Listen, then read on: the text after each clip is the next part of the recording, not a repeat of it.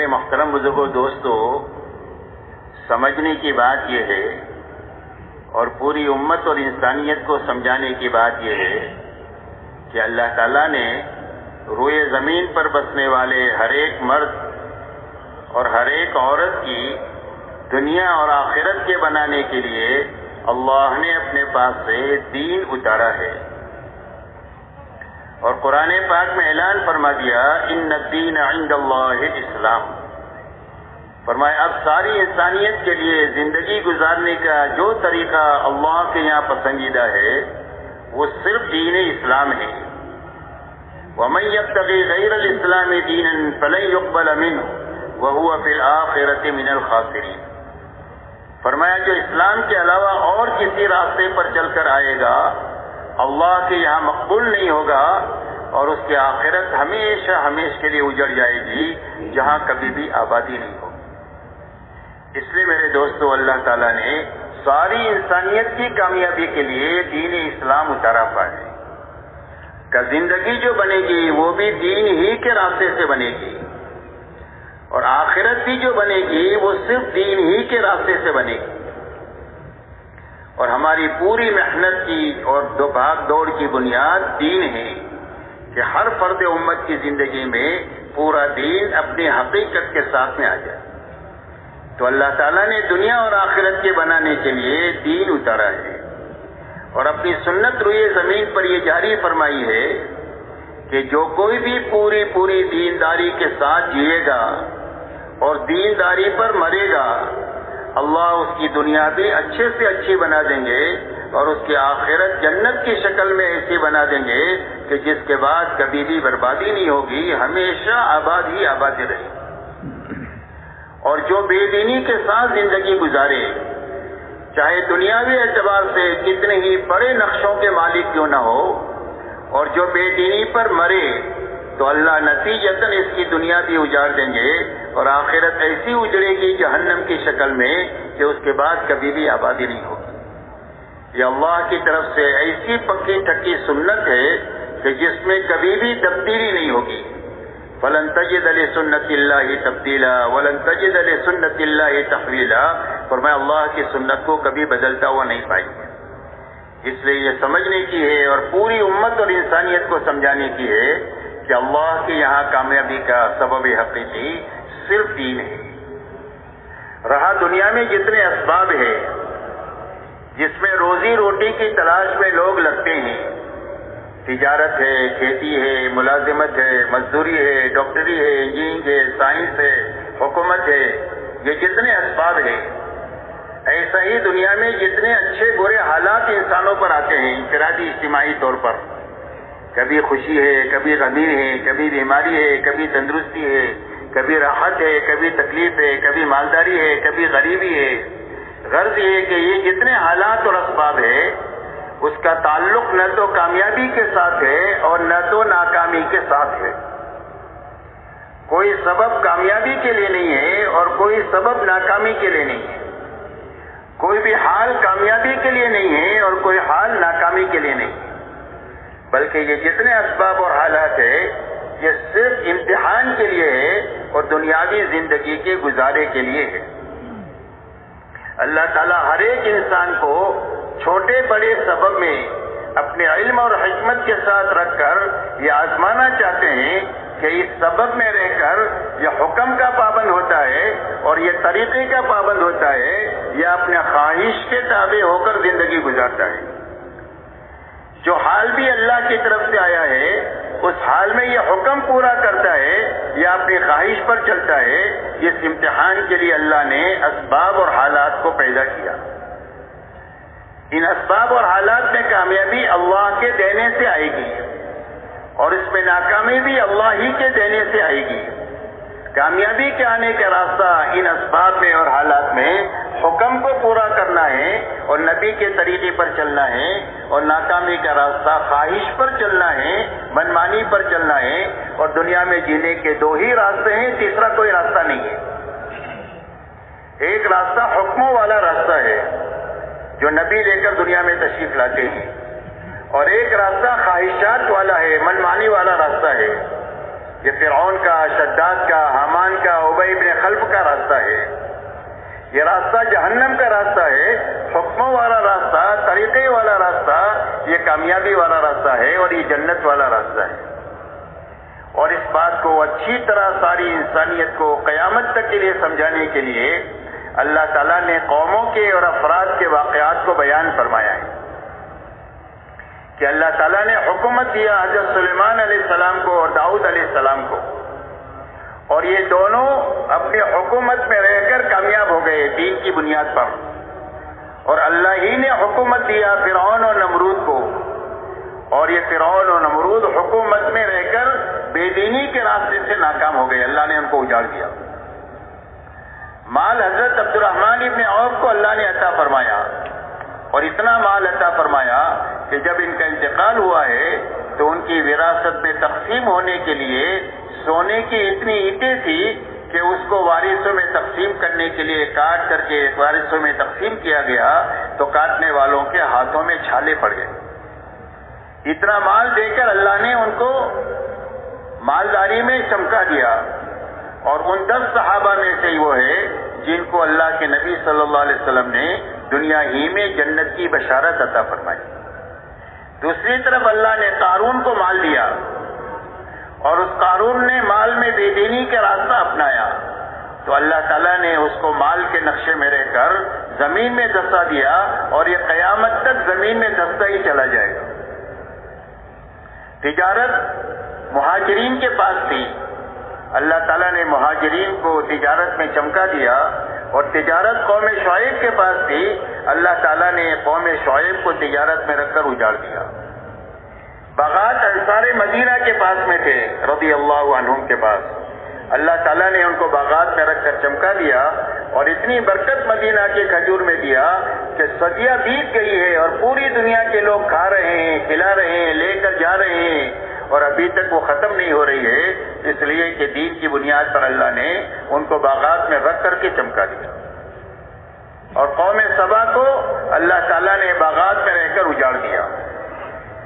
ایک طرف وزارت حامان کے پاس میں ہے، اللہ نے حامان کو وزارت میں رکھ کر اجاڑ دیا، اور ایک طرف وزارت حضرت یوسف علیہ السلام کے پاس ہے، اور یوسف علیہ السلام کو اللہ نے وزارت میں رکھ کر چمکا دیا۔ یہ دنیا کے سارے اسباب کا اللہ تعالیٰ نے انجام بیان فرمایا کہ یہ بڑے بڑے اسباب ہم نے دینداروں کو بھی دیے اور بے دینی کو بھی دیے۔ بے دینی والے بے دینی کے راستے سے ان اسباب میں اجڑ گئے، اور دیندار ان اسباب میں رہ کر دینداری کے راستے سے آباد ہو گئے۔ اس لیے بنیادی بات سمجھنے کی اور سمجھانے کی ہے کہ اللہ کے یہاں جو سبب بھی جس کو ملا ہے اس میں کامیابی کا راستہ صرف اللہ کا دین ہے۔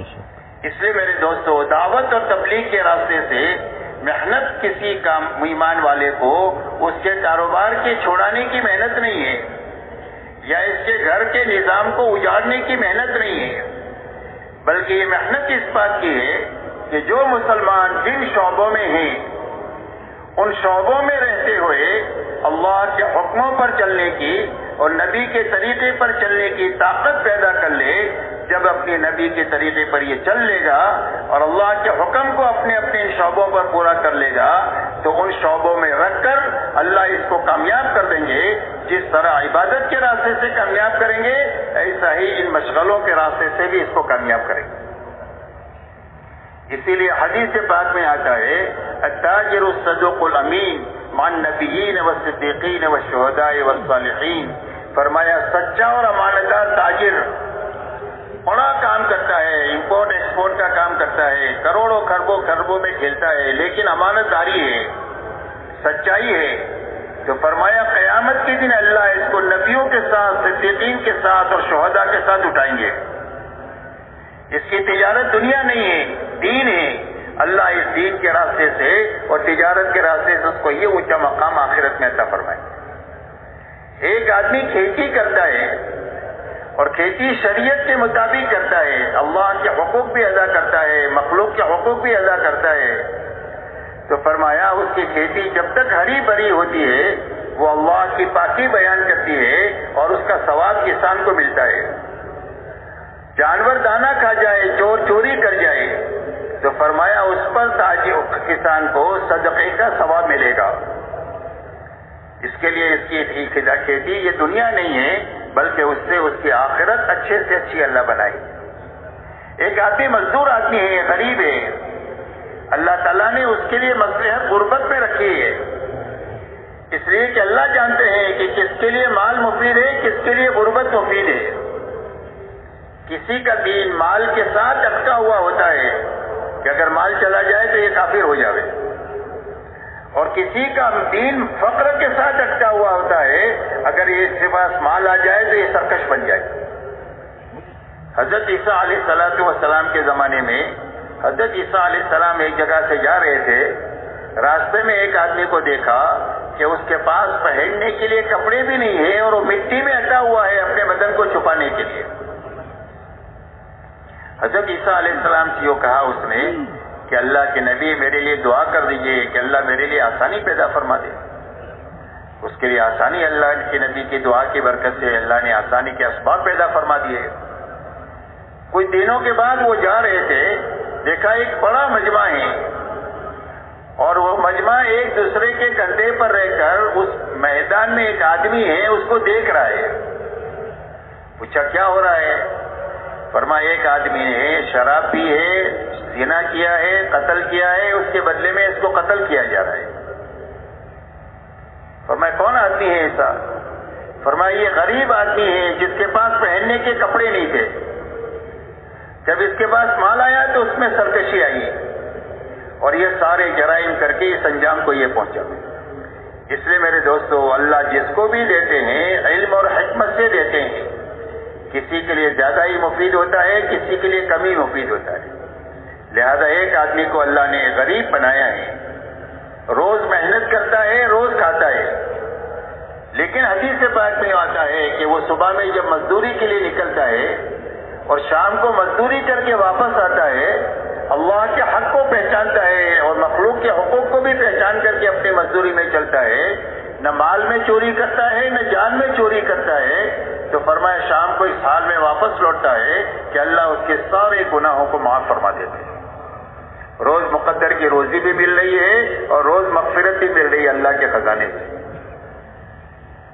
ایک آدمی حاکم ہے، اللہ نے اس کے نصیب میں حکومت کی ہے اور وہ ملک کا بادشاہ ہے یا ملک کے بہت بڑے خطے کا وہ بادشاہ ہے، لیکن انصاف کے ساتھ حکومت کرتا ہے.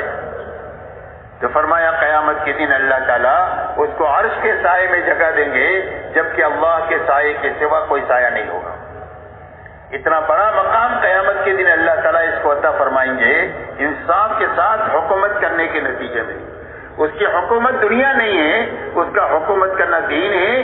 جس طرح دینداروں کو اللہ نوازیں گے، ایسا اس بادشاہ کو بھی انصاف کی بنیاد پر اللہ نوازیں گے. اس لیے میرے دوستو، یہ محنت اس بات کی ہے کہ ہر مسلمان دنیا کے جس کونے میں بھی ہے، جس ملک میں بھی ہے اور جس مشغلے میں بھی ہے اور جس حال میں بھی ہے، اس حال میں اللہ کے حکم کو سیکھ لے اور نبی کے طریقے کو معلوم کر لے اور اپنی زندگی کے اس شعبے میں رہتے ہوئے اور اس حال میں رہتے ہوئے حکم کی پابندی کے ساتھ جی لے اور طریقے کی پابندی کے ساتھ جی لے.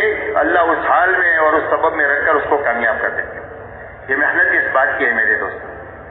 اسی کے ساتھ میرے دوستو ایک بات سمجھنے کی ہے کہ اللہ کی طرف سے جو کامیابی ملے گی وہ پورے دین پر ملے گی. اسی لیے اللہ تعالیٰ ایمان والوں سے مخاطب ہے، یا ایھا الذین آمنوا ادخلوا فی السلم کافۃ ولا تتبعوا خطوات الشیطان انہ لکم عدو مبین.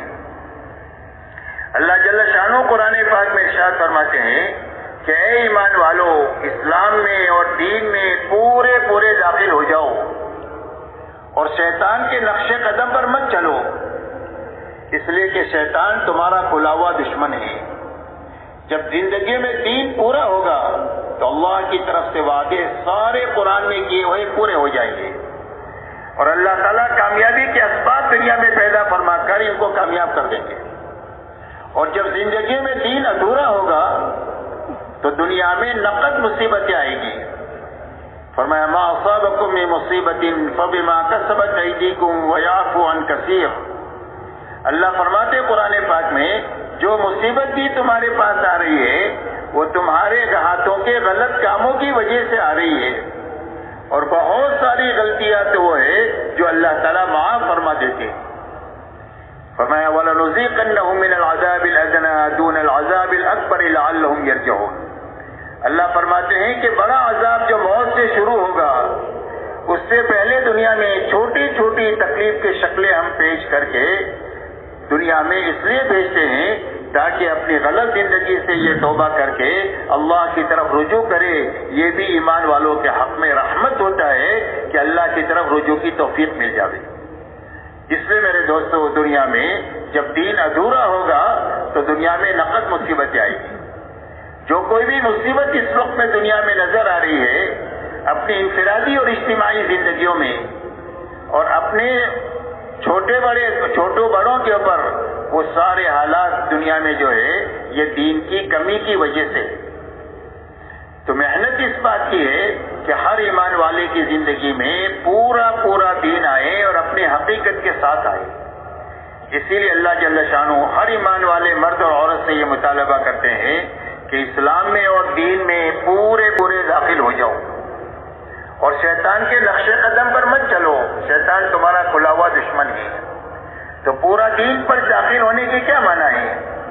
اللہ تعالیٰ نے 2 لائن کے احکامات عطا فرمائے ہیں. ایک کرنے کے لائن کے احکامات دیے ہیں اور ایک بچنے کے لائن کے احکامات دیے ہیں کہ یہ کرنا ہے یہ نہیں کرنا. کرنے کے جتنے کام بتائے ہیں ان سارے کاموں کو کرنا اور جتنی بچنے کی چیزیں ہیں ان ساری چیزوں سے بچنا یہ پورا دین ہے.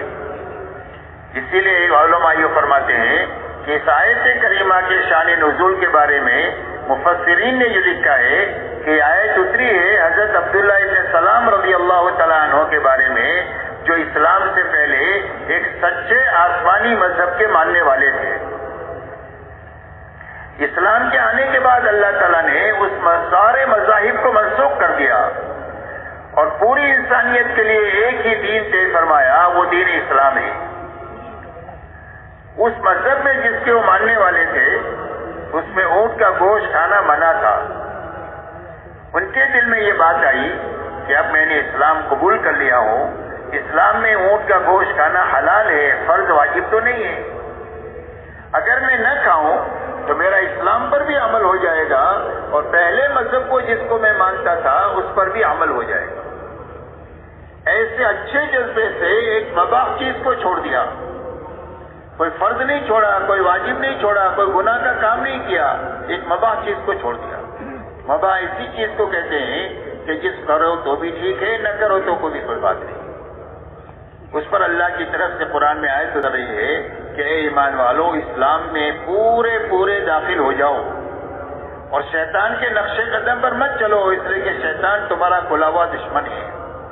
کہ آپ اسلام کے آنے کے بعد کسی اور مذہب کی طرف، کسی اور تہذیب اور تمدن کی طرف، دنیا کے کسی اور طور طریقوں کی طرف تمہارا للچائی ہوئی نگاہوں سے دیکھنا اور اس کو اپنے دل میں پسند کرنا، اللہ اس کو برداشت نہیں کریں گے. اس لیے کہ ہم نے دین تمہارے پر پورا اتار دیا ہے. الیوم اکملت لکم دینکم واتممت علیکم نعمتی ورضیت لکم الاسلام دینا. ہم نے دین پورا تمہارے لیے اتار دیا ہے اور اپنی نعمتوں کو تمہارے پر تمام کر دیا ہے اور ہم نے دین اسلام تم کو پسند کر کے دیا ہے. اب ادھر ادھر ٹانگ جان کی اجازت نہیں کہ بھائی مجمع جاگ رہا ہے کہ سو رہا ہے. جاگ رہا ہے ماشاءاللہ، لیکن یہاں پر میں اوپر بیٹھا ہوں نا، مشورے سے مجھے اوپر بٹھایا ہے تو نظر آتا ہے کون جاگ رہا ہے کون سو رہا ہے. تو اس کے لیے آپ حضرات سے ہماری درخواست ہے کہ بھائی آنکھیں کھولیں اور جاگ کر پوری بات سنیں. پوری بات سننا ضروری ہے. ہر مجلس کا رنگ الگ ہوتا ہے، ہر مجلس میں ضروری باتیں الگ الگ ہوتی ہیں. وہ ساری مل کر اجتماع کے ختم پر کام کی ایک شکل ذہنوں میں بنے گی اور اگر مجلس سے ایسی ہی ضائع ہو گئی تو پھر اخیر میں جا کر جیسے آئے تھے ایسا ہی واپس ہو جائے گی. اس لیے ایک بڑے کام کے لیے ہم سب جمع ہوئے ہیں اور اتنا بڑا انتظام ایک بڑے کام کے لیے ہے اور کام یہ ہے کہ ہماری زندگی مقصد پر آئے کہ اللہ تعالیٰ نے ہم کو دنیا میں کیوں پیدا کیا اور مقصد دین ہے. دین کی محنت ہے، عبادت ہے اور دعوت ہے. اللہ کے کلمے کو زندگی میں لانا ہے اور پوری دنیا میں زندہ ہو جائے، اس کی محنت ہے، یہ ہماری زندگی کا مقصد ہے، اسی کے لیے اللہ نے دنیا میں ہم کو پیدا کیا ہے۔ اس لیے میرے محترم بزرگوں دوستو، یہ محنت دعوت اور تبلیغ کی اس بات کی ہے کہ ہر ایمان والے کی زندگی میں پورے دین پر چلنے کی طاقت پیدا ہو جائے، اس لیے کہ معلومات کی کمی نہیں ہے اور دین پر چلنے کی وسائل کی کمی نہیں ہے۔ مسجد بھی ہے، مدرسہ بھی ہے، علماء کرام بھی ہے، ہر زبان میں دینی کتابیں بھی ہے، سارے وسائل ہیں دین پر چلنے کے، اور معلومات بھی ہے کہ یہ فرض ہے، یہ واجب ہے، یہ حلال ہے، یہ حرام ہے، لیکن اندر میں طاقت نہ ہونے کی وجہ سے زندگیوں میں اس پر عمل نہیں ہے۔ اچھے سے اچھا بیج ہے لیکن زمین میں استعداد نہیں ہے بیج اگانے کی، جس کے نتیجے میں کتنا بھی اچھا بیج آپ ڈالیں گے تو اگے گا نہیں۔ اس لیے میرے دوستو، یہ پوری امت میں طاقت پیدا کرنے کا کام ہے کہ فرائض پر کھڑا ہونے کی طاقت پیدا ہو جائے اور حرام سے بچنے کی طاقت پیدا ہو جائے، اور ہر ایمان والے کو اپنی دینی کمی کا پتہ لگ جائے کہ میری زندگی میں بڑی خامیاں ہیں اور میری زندگی میں بڑی کمزوریاں ہیں، اور یہ کمزوری دور ہونی چاہیے اور موت سے پہلے دور ہونی چاہیے، اور یہ خامیاں دور ہونی چاہیے اور موت سے پہلے دور ہونا چاہیے، ورنہ موت کے بعد اتنا پچھتانا پڑے گا کہ آدمی خون کے آنسو روئے گا لیکن اس کے آنسوؤں کا پوچھنے والا کوئی نہیں ہوگا۔ تو یہ خامی کا پتہ چلے اور کمزوری کا پتہ چلے، اس کے لیے تبلیغ ہے، اسی لیے نکلنے کے لیے کہا جاتا ہے کہ اللہ کے راستے میں نکل کر اپنے چہرے کو صحابہ کے آئینے میں دیکھے تاکہ ہماری کمی کا پتہ چلے۔ آج ہماری غلطی یہ ہے کہ ہم دین کے معاملے میں اپنے سے نیچے والوں کو دیکھنے کے عادی ہیں، اور دنیا کے معاملے میں اپنے سے اوپر والوں کو دیکھنے کے عادی ہیں۔ 100 پتی 1000 پتی کو دیکھتا ہے، اور 1000 پتی لکھ پتی کو دیکھتا ہے، لکھ پتی کروڑ پتی کو دیکھتا ہے، کروڑ پتی ارب پتی کو دیکھتا ہے، ارب پتی کھرب پتی کو دیکھتا ہے، اور کھرب پتی ملک والے کو دیکھتا ہے، اور چھوٹا ملک والا بڑے ملک والے کو دیکھتا ہے۔ تو ہر آدمی دنیا کے معاملے میں اوپر دیکھ رہا ہے، تو جتنا کچھ بھی اللہ نے اس کو دیا ہے اس کو کم ہی لگ رہا ہے، اور ناشکری کی کیفیت کے ساتھ زندگی گزر رہی ہے، اس لیے کہ اوپر دیکھنے کی عادت ہے۔ اور دین کے معاملے میں ہمارا معمول یہ بنا ہوا ہے کہ ہم دین کے معاملے میں اپنے سے نیچے والوں کو دیکھنے کے عادی بن گئے ہیں، اور اپنے ماحول کو دیکھ کر اسلام کو اور دین کو سمجھنے کی کوشش کرتے ہیں۔ اس کے لیے آدمی پر اپنی غلطی واضح نہیں ہوتی ہے، بلکہ آدمی کو دھوکہ لگ جاتا ہے کہ میں بھی تو دیندار ہوں، اور اس کی وجہ یہ ہے کہ دین کے معاملے میں اپنے سے کمتر لوگوں کو ہم دیکھتے ہیں۔ ایک آدمی 5 وقت کا نمازی ہے تو وہ 3 وقت والے کو دیکھتا ہے کہ میں تو الحمدللہ 5 وقت کا نمازی ہوں، بہت سارے مسلمان صرف 3 ہی وقت کے پڑھتے ہیں، میں تو ان سے بہت اچھا ہوں۔ اور 3 وقت والے جمعہ والوں کو دیکھتے ہیں کہ ہم تو 3 وقت کی پڑھتے ہیں، بہت سارے مسلمان صرف جمعہ مسجد میں آتے ہیں، اور جمعہ والے ان کو دیکھتے ہیں جو جمعہ بھی نہیں پڑھتے، بولے بہت سارے مسلمان تو وہ ہے جو جمعہ بھی نہیں پڑھتے، ہم تو جمعہ کی نماز تو پڑھ لیتے ہیں، ہم تو بہت اچھے ہیں۔ اور جو جمعہ کی نماز بھی نہیں پڑھتے ہیں وہ دیکھتے ہیں ان کو جو شرابی کبابی ہیں، کہ ہم نمازی تو نہیں پڑھتے ہیں باقی ہم شرابی کبابی تھوڑی ہے۔ بہت سارے مسلمانوں کو دیکھو پتہ نہیں کن کن غلطیوں میں ہیں، آپ تو ان کو جا کر کے سمجھاؤ ہم تو بہت اچھے لوگ ہیں۔ اور اگر ان کے پاس آپ جاؤ تو کہیں گے کہ کلمہ تو ہم پڑھتے ہیں، جنت تو ہماری ہے۔ آپ تو ان لوگوں کو جا کر کے دعوت دو جو ان کو کلمہ نہیں جانتے اور کلمے والے نہیں ہیں، ہم تو ان سے بہت اچھے ہیں۔ تو جو جس بے دینی میں ہے اس کو اپنی بے دینی کا کمی کا پتہ نہیں، اور جب دینی کمی کا پتہ نہیں ہے تو اس کے دور کرنے کی فکر بھی نہیں ہے۔ حالانکہ میرے دوستو یہ بے فکری بہت اچھی بات نہیں ہے، یہ بے فکری بالکل خالی ہونے کی علامت ہے کہ اندر کچھ نہیں ہے، ورنہ جب جیب میں پیسہ ہوتا ہے تو آدمی کو فکر ہوتی ہے کہ کوئی اڑا نہ لے جائے۔ صحابہ کے بارے میں ہر وقت میں وہ اپنے دین کے بارے میں فکر مند تھے۔ ایک تابعی فرماتے ہیں کہ میری 30 صحابہ سے ملاقات ہوئی، ان سب کو میں نے روتے ہوئے پایا اور وہ سارے اپنے اوپر نفاق کا ڈر کرتے تھے کہ کہیں اب منافق نہ ہو۔ صحابیت کے مقام پر کوئی دنیا کا بڑے سے بڑا ولی پہنچ نہیں سکتا اس مقام کے لوگ اپنے بارے میں فکر مند تھے کہ کہیں ہماری نفاق پر موت نہ آئے۔ اس لیے میرے محترم دوستو، دعوت اور تبلیغ کی محنت اس بات کی ہے کہ ہر آدمی اپنے اس غلط ماحول سے نکل کر ایک پاکیزہ ماحول میں آ کر اپنے چہرے کو صحابہ کے آئینے میں دیکھے، تاکہ اس کی زندگی میں شکر اور صبر کی کیفیت پیدا ہو۔ اللہ والے یہ فرماتے ہیں کہ آدمی صابرین اور شاکرین میں سے ہو نہیں سکتا۔ اللہ تک پہنچنے کے یہ دو راستے ہیں، ایک شکر کا ہے اور ایک صبر کا ہے، لیکن صابرین اور شاکرین میں سے ہو نہیں سکتا ہے جب تک دنیا کے معاملے میں اپنے سے نیچے نہیں دیکھے اور دین کے معاملے میں اپنے سے اوپر نہ دیکھے۔ اور جب یہ دین کے معاملے میں اپنے سے اوپر دیکھے گا اور دنیا کے معاملے میں نیچے دیکھے گا تو اللہ اس کو صبر بھی دیں گے، شکر بھی دیں گے، اور ان دونوں راستوں سے اللہ تک یہ پہنچ جائے۔ اس لیے میرے دوستو، یہ محنت اس بات کی ہے کہ ہر ایمان والا اپنے غلط ماحول سے، جہاں غلط دیکھنے کا عادی بن چکا ہے، وہاں سے نکل کر کے ایک پاکیزہ ماحول میں آئے جو مسجد کا ماحول ہے، اور وہاں پر 24 گھنٹے اعمال کی ایک فضا ہوتی ہے۔ اس فضا میں آ کر کے اپنے اندر میں پورے دین پر چلنے کی طاقت پیدا کرے۔ جب طاقت پیدا ہو جائے گی تو زندگی میں دین آ جائے گا۔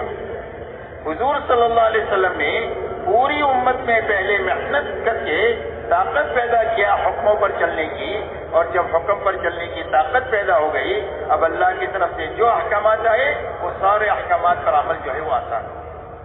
اس لیے میرے دوستو، اپنی زندگی کو صحابہ کے آئینے میں دیکھنے کے لیے تبلیغ ہے کہ ہر آدمی اللہ کے راستے میں نکل کر اپنے آپ کو صحابہ کے آئینے میں دیکھے، اس لیے کہ حق مقید ہے آپ کے ساتھ اور آپ کے صحابہ کے ساتھ۔ حضور صلی اللہ علیہ وسلم سے پوچھا گیا کہ حق کیا ہے؟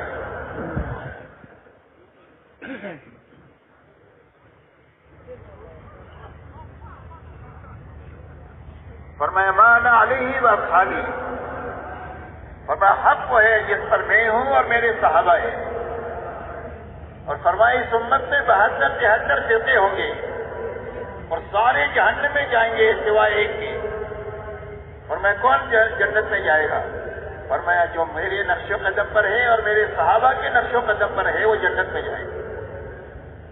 اس لیے میرے محترم دوستو، حضور پاک صلی اللہ علیہ وسلم نے اپنی ذات کو اور صحابہ کو حق کا معیار بنایا ہے کہ قیامت تک کسی کو حق سمجھنا ہے اور دین سمجھنا ہے اور دین کی محنت کا صحیح کو سمجھنا ہے، تو اس کے لیے نمونہ حضور صلی اللہ علیہ وسلم اور صحابہ کی جماعت ہے، اور اس جماعت کی زندگی سے سمجھ کر اپنی زندگی تک وہاں تک جانے کی محنت میں لگاتے رہنا ہے اور کرتے ہوئے جینا ہے، کرتے ہوئے مرنا ہے۔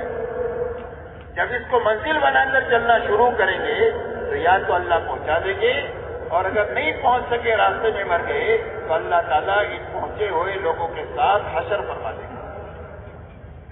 حدیث پاک میں آتا ہے کہ ایک آدمی نے قرآن کا حفظ شروع کیا، حافظ بننے سے پہلے مر گیا تو اللہ اس کو حافظ اٹھائیں گے۔ ایک آدمی کراچی سے حج کے لیے نکلا اور ایئرپورٹ پر ہی انتقال ہو گیا احرام کی حالت میں، تو اللہ اس کو حاجی اٹھائیں گے۔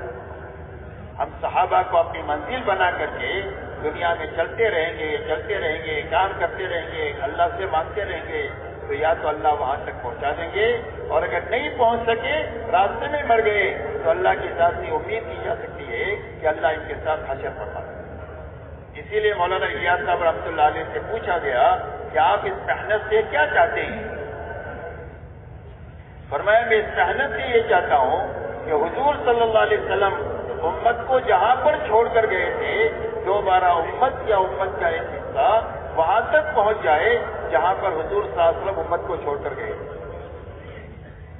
ہماری تبلیغ کی منزل صحابہ ہے، ہم اس زندگی تک جانے کی محنت اور کوشش میں لگے ہوئے ہیں جس زندگی پر حضور صلی اللہ علیہ وسلم نے 100% صحابہ کو اٹھایا تھا۔ اب صحابہ میں کیا تھا؟ فرمایا 100% صحابہ میں دو بنیادیں ایک ساتھ پائی جاتی تھی۔ ایک تو پورا دین اپنی حقیقت کے ساتھ پایا جاتا تھا کہ جو قرآن میں ہے وہ زندگی میں ہے۔ کانوا کتاب اللہ یمشون علی الارض، فرمایا زمین پر اللہ کی چلتی پھرتی کتاب تھی، جو کرنے کے لیے کہا وہ زندگی میں ہے۔ جس سے بچنے کے لیے کیا اس کی زندگی بچی ہوئی ہے.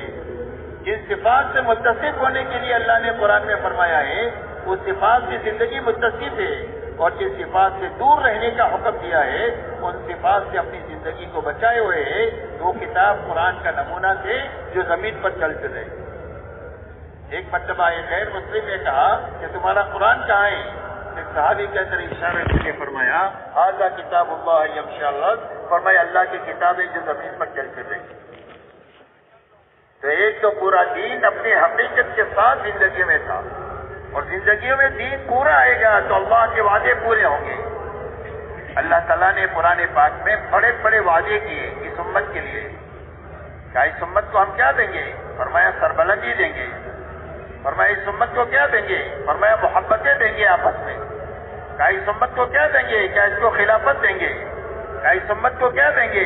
فرمایا دین کو، اس کے دین کو قوت دیں گے کہ دنیا کے سارے شعبوں پر قرآن کا راج ہوگا، منمانی کا اور نفسانیت کا راج نہیں ہوگا، بلکہ جو قرآن کہے گا ایسی زندگی کے مطابق حکومتیں بھی ہوگی، مزدوری بھی ہوگی، تجارت بھی ہوگی اور کھیتی بھی ہوگی.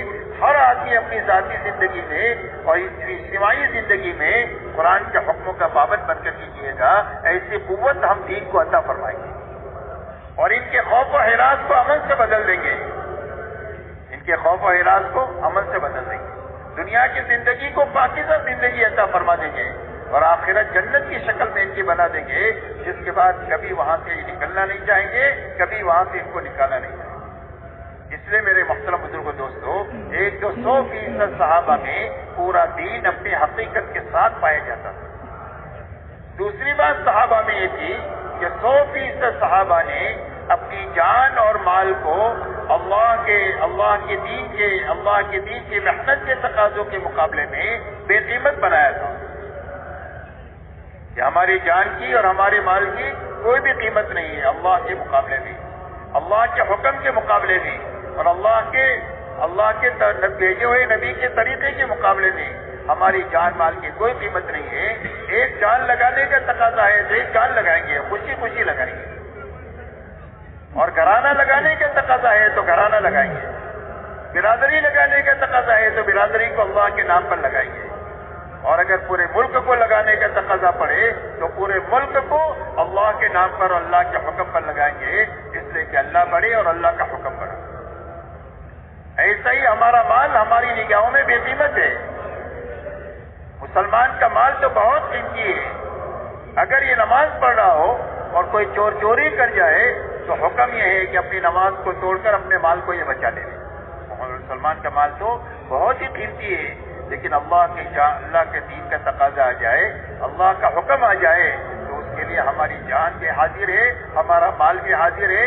ایک بھی لگا سکتے ہیں، 1000 بھی لگا سکتے ہیں، اور جھاڑو مار کر پورا لگانے کا تقاضا ہے تو پورا بھی لگا سکتے ہیں. یہ دو باتیں 100% صحابہ میں تھی، اور دعوت کی محنت سے پوری امت پر محنت کر کے یہ دو بنیادیں امت میں زندہ کرنے کی محنت ہے.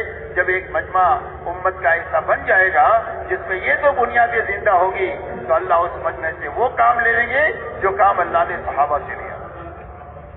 اگر یہ تھوڑے ہوں گے تو اللہ اپنے لشکروں کو ان کے ساتھ کر کے اللہ زیادہ کر دیں گے، اور اگر یہ کمزور ہوں گے تو اللہ اپنے قوت ان کے ساتھ ملا کر ان کو قوی بنا کر کے اللہ وہ کام لے لیں گے، اور دنیا کی کوئی طاقت ان کے بیچ میں آ نہیں سکتی ہے، ان کو روڑا اٹکا نہیں سکتی ہے. اللہ اپنی قدرت سے کام کریں گے اور اس مجمع کے ذریعے سے کریں گے جن میں یہ دو بنیادیں زندہ ہوں. اس لیے میرے محترم دوستو، ایک بڑا کام ہے جو ہمارے زمانے میں ہو رہا ہے. اس کام کو اچھی طرح سمجھنا ہے اور اچھی طرح کرنا ہے. اچھی طرح کرنے ہی سے آدمی بنے گا، صرف پھرنے سے بنے گا نہیں. زمین میں گٹلی صحیح رکھنا یہ ہمارے ذمہ ہے، درخت اللہ بناتے ہیں.